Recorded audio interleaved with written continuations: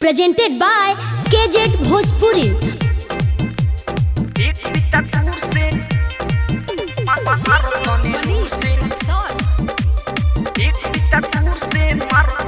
Recording studio लामारू।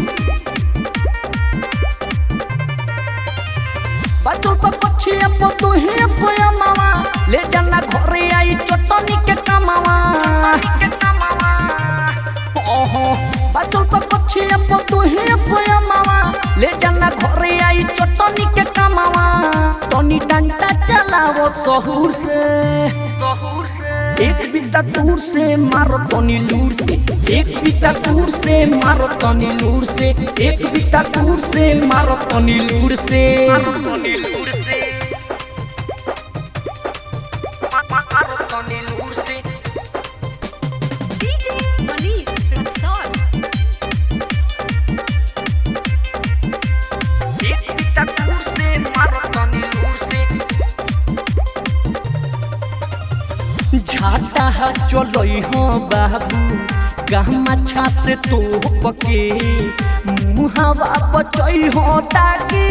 लह बचाई चोपके झाटा चलई हो बाबू गहमा छा से तो पके मुहावा बचई हो ताकि लह बजाई चोपके मालो ताजा पई खजूर से एक बिता दूर से मारो तनी लूर से एक बिता दूर से मारो तनी लूर से एक बिता दूर से मारो तनी लूर से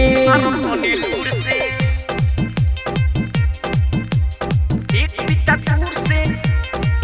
मारो तनी लूर से एक बिता दूर से मारो दूर से मारो दूर से ज्यादा लचकावो जहू डार हो बावे पातोर ऊपरा से नीचे पीछे जोहर बावे चाकोर ज्यादा लचकावो जहू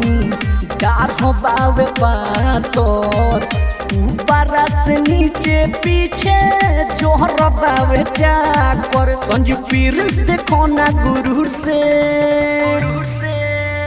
एक बिता दूर से मारो तनी लूर से एक बिता दूर से मारो तनी लूर से एक बिता दूर से मारो तनी लूर से। Presented by KZ Bhojpuri।